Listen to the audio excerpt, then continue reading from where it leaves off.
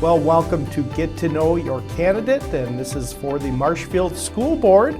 Thanks so much for joining me. I'm Tom Laux with the Communications Department for the City of Marshfield, and we're getting a chance to hear from all 7 candidates.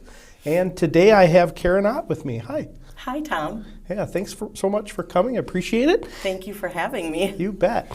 And this is for the primary that's going to happen on the 20th of February. It's coming up quick. Coming up very quick, yes. Yeah, so we want to get that information out to the voters so when they get to the polls or even do absentee, which is coming up, well, they know where and what to vote for, or who to vote for, I should say. But we want to know about you. So tell me and our viewers about yourself. Well, I was born and raised in Marshfield, so I'm a hometown girl. I appreciate all that this community has given me throughout the years. Growing up, my brothers and I were the kids who were swimming at Hefco swimming pool and enjoying all that the Marshfield Park and Rec Department had to offer. We took swimming lessons in the summer, I played softball, my brothers played baseball.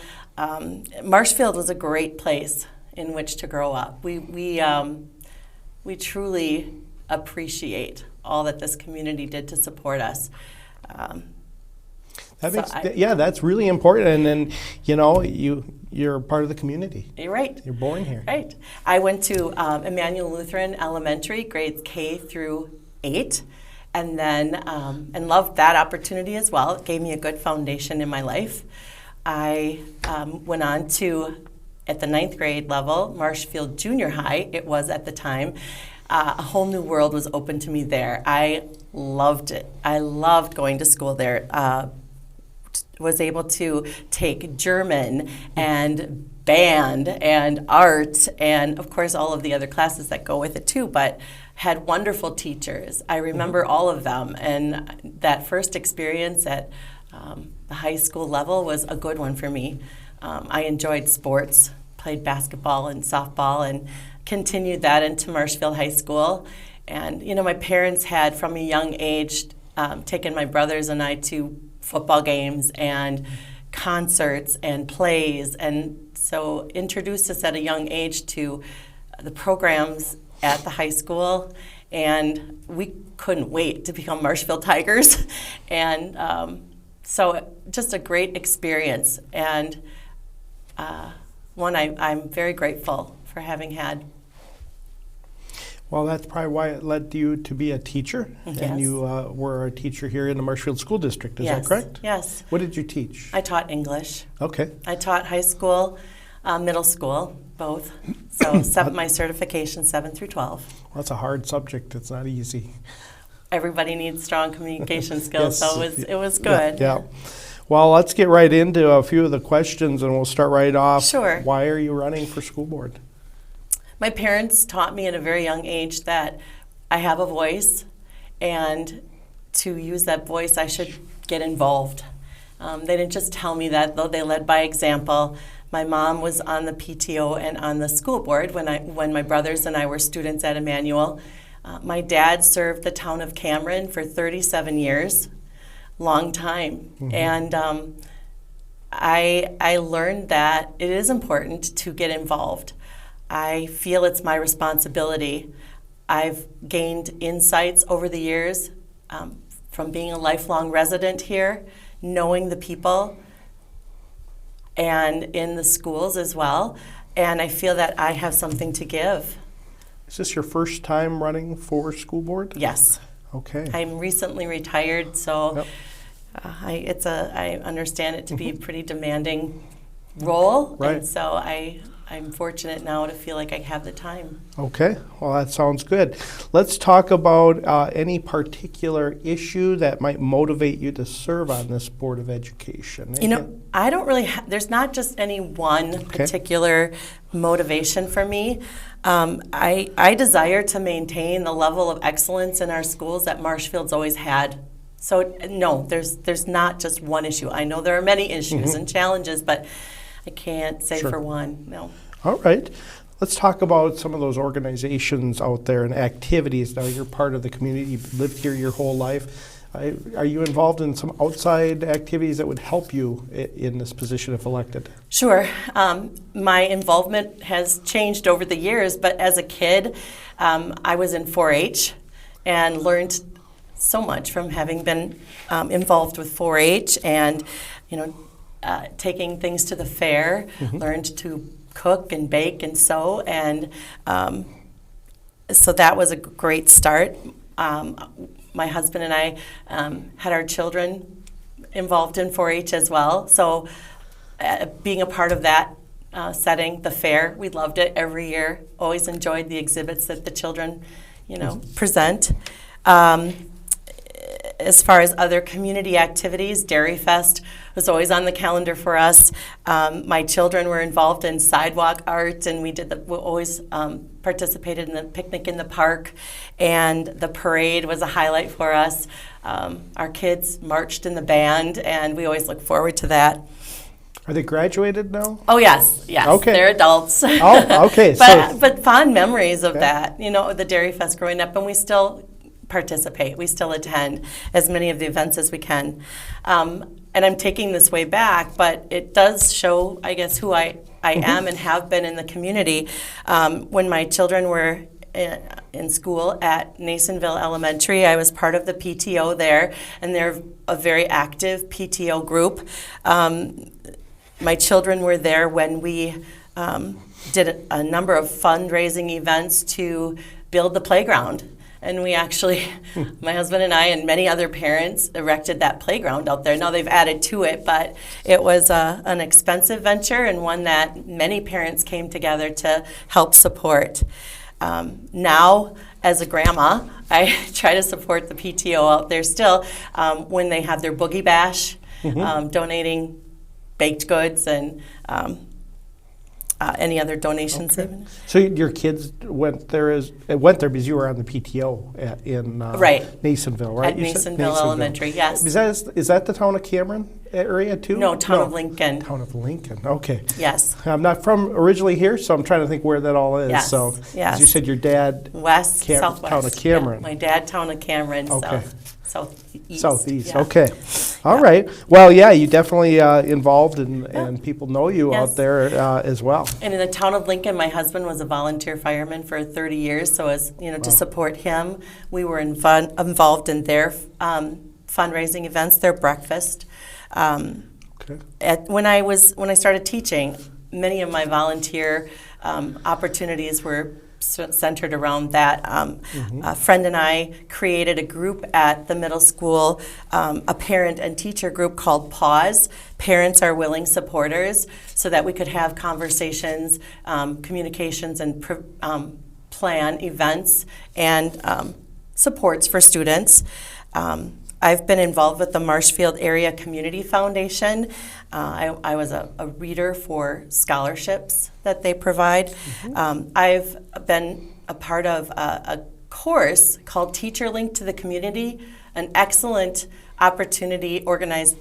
Jane Wagner organized that, and it was a class where we were able to tour and learn about various businesses in our community, what their expectations are for their student or for their employees, and how I could then bring that to my students in the classroom. I thought it was an excellent program.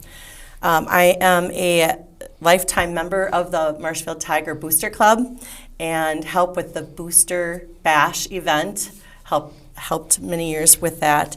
I sit on the Tiger Hall of Fame committee that recognizes our athletes over the years. I've helped with the PEO, a local organization, a philanthropic group that works hard to fundraise to support women who would like to better themselves. So, and then with the United Way, I was a rep in our buildings for many years at the middle school and at the high school with distribution and collection of the pledge cards from teachers. So there's some involvement. Yeah, you bet. I mean, that's a lot, and you're going to hopefully move those skills into being a board, education board. That's your hope. All right. Well, we could talk about differentiations from other candidates if you'd like. I don't know. You may not know them because you don't work with them. So I don't know if you can answer that question or not. But I guess what may separate you differently is there anything that you want to chat about that? Well, I think I've talked to that point a bit know. already. I think so. But still, I'm happy to elaborate. I love this city. Yeah. I don't have to learn to love it or learn to acclimate myself to the place. I've been here my whole life, and I appreciate Marshfield. It's like I said, it's my responsibility. I believe I can give back. Yep. So. Yeah. Well, you started here right at the beginning. Right. How about your kids? Are they here too as well? They are here.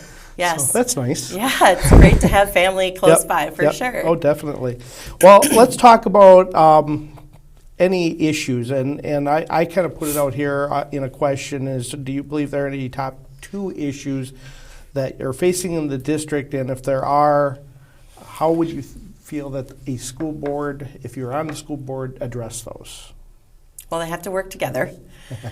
So communication, collaboration, so that's how they approach those. But if you're asking me to identify 2 of the top issues I see? You could, yeah, that would be great if you want to do that. And maybe there are more than that. Okay. 2 that come to mind. 1, money is always going to be on the agenda. It will always be a challenge.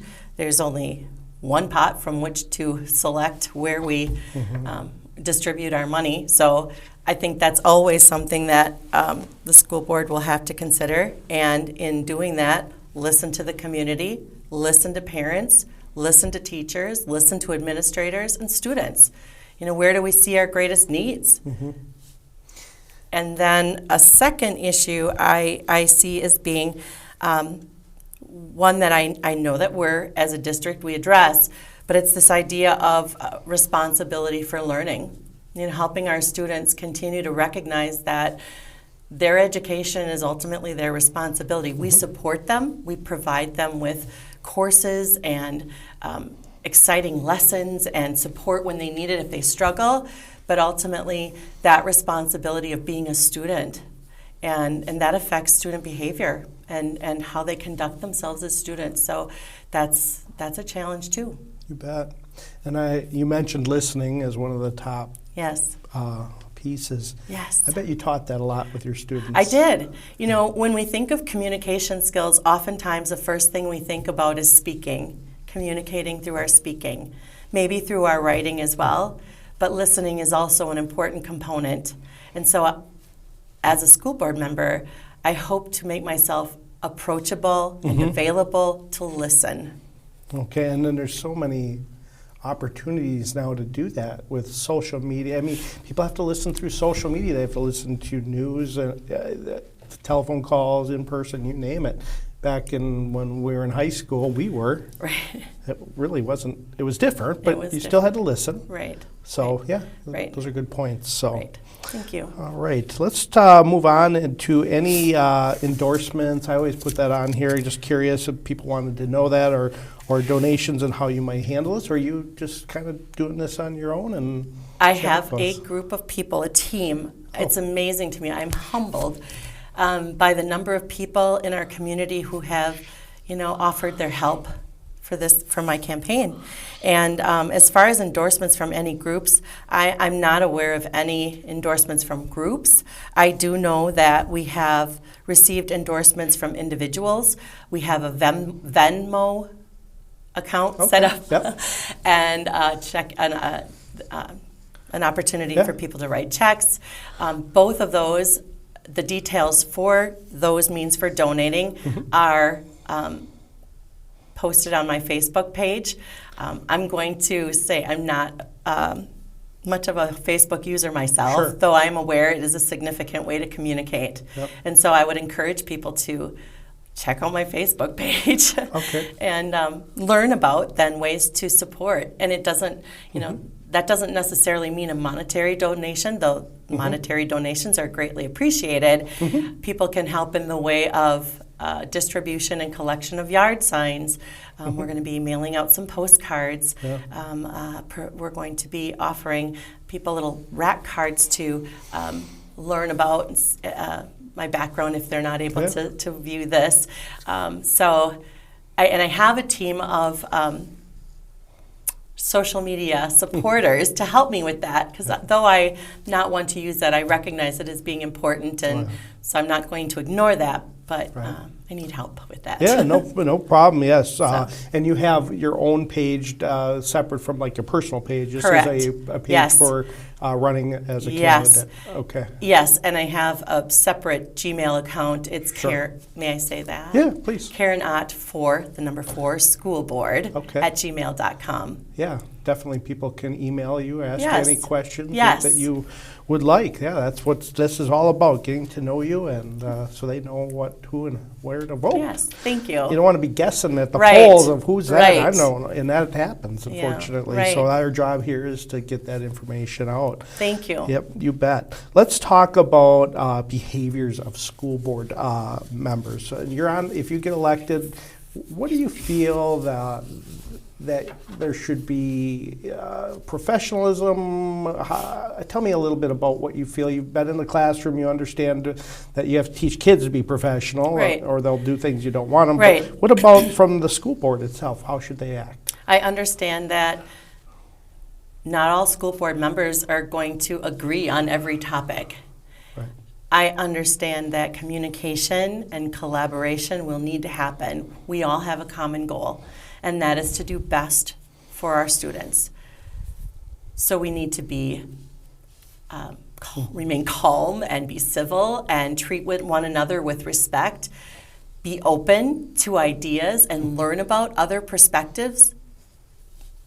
If I disagree with someone, I would like to understand their point of view. Mm-hmm. So I again need to listen and maybe have an opportunity then to investigate and learn more.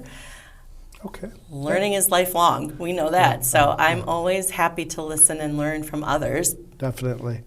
Well, let's drop down to this last question on the first page. The best way to address, differences of opinion, and you were already touching on that quite a bit here. But do you address those during a meeting?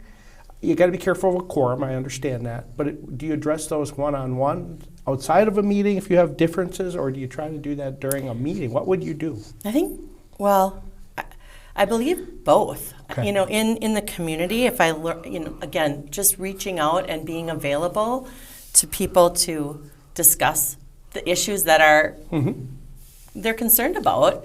So that might be just even in the grocery store, or when I'm out at a football game, or just recognizing we might not agree, but I'd like to learn more about your perspective. Okay. And as far as when I'm on the board, should that be something private?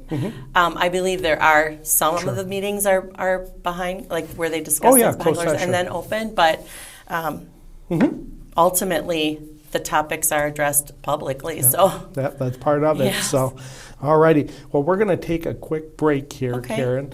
And I want you guys to tune back in after this short message, and we'll go through some more questions with Karen Ott as a candidate for school board.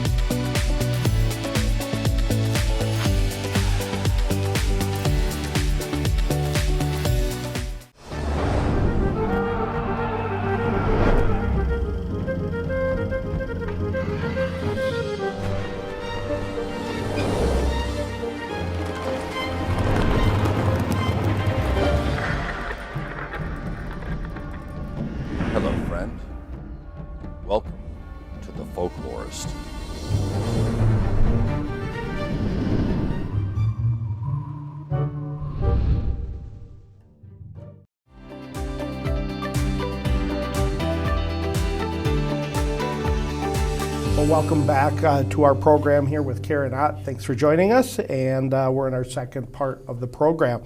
Let's talk about when a no vote happens and you are in favor of it.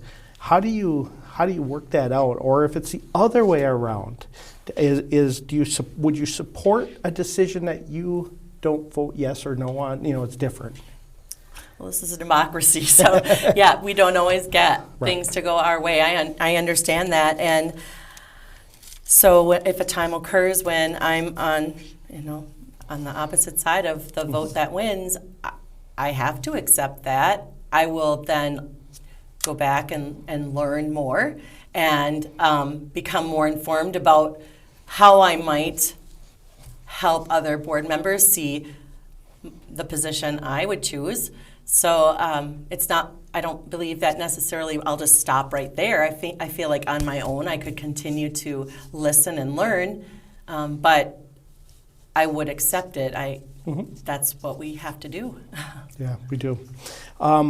Let's talk about public relations here. I think even the second question that I have here kind of really starts into that area, being accessible, transparent into the community.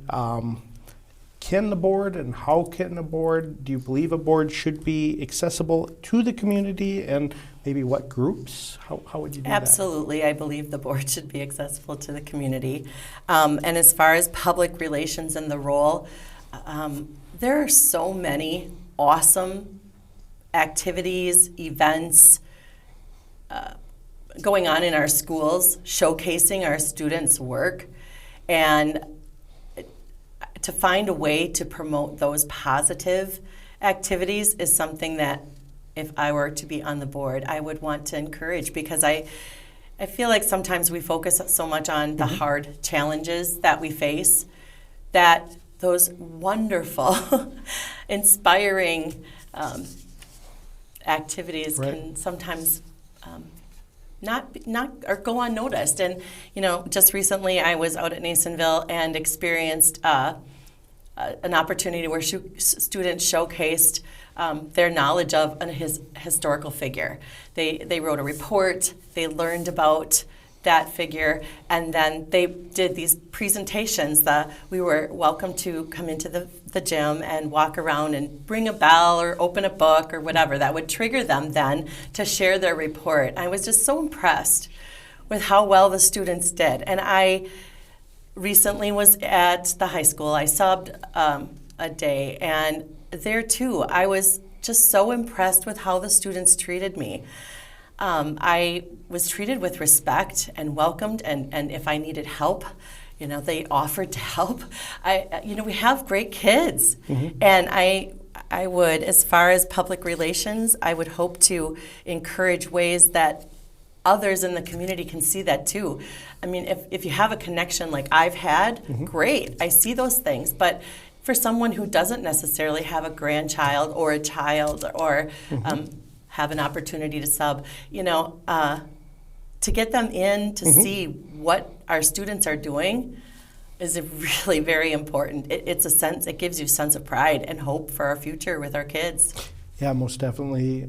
If you're an entrepreneur that wants to build a business here, they're going to want to know the education of the students are getting. Why not tell them? It's an asset to our community to do that. That's in my belief. I normally don't put my beliefs in here, but I think that's very important, and you're saying the same thing. Yes, so many connections with tech ed and family and consumer ed, and in our core academics as well. Just great opportunities. Too many to list here, really, but we need to find a means to promote it and to publicize those, because it just really gives you a good feeling. But that, unfortunately, I think it's everywhere. It's not just the school district that can't promote. It's all of us, because that's the last thing that you think about. You have to get the work done at hand, right? Yeah. And promotion always seems to be the last thing, the good news, and unfortunately that's forgotten, which is almost the most important, because it drives. It really drives the engagement and more people to the. Exactly. Yeah. Yeah. So, all right. Well, let's let's switch gears here a little bit talk about academics. Yes. You were a teacher. Yes. Let's talk about any issues you believe that the district needs to address in academic programs and offerings. And are there any changes that you would recommend if there are? Our world is constantly changing, and we need to respond as a school district. We need to, recognize what our strengths are, but if there are areas we need to improve, programs we need to add, then we need to do that. So recognizing the academic needs and meeting those needs. Okay. Preparing students, and you're already saying quite a bit, is there, as a teacher, you always had to prepare students. Right. But as a school board member, what do you need to do to prepare those students? What would be that role? Do you I guess, provide good quality education by money and curriculum? Right. Yep. Having grown up in Marshfield, I had so many opportunities to explore music, art, business classes. Mm-hmm. I wish I had taken more in the tech ed areas. The opportunities were there for me. It wasn't not enough room in my schedule. Right. But, I think, preparing students that way, offering opportunities for them to explore a variety of areas, but then also helping them to develop into good citizens and recognizing and having them recognize the importance of responsibility and respect and getting involved. At every level, students are encouraged to get involved in their school community through the clubs that are offered, athletics that are involved. Whatever that might be, take a look at what your interests are and get involved, because there are so many opportunities that help them then grow into good citizens, ready for their future. All right. Well, our time is winding down, and what I want to do here is we have two questions I really want to do. Okay. Is there a question on here that you would really wanted to answer? You can look through that right now as I'm talking and answer that or restate it. And then the last one I definitely want to get to is give you enough time to talk about why you're the right candidate. So first, if there's something in here that I left out that you wanted to really bring to attention, please do. My vision for education in this community.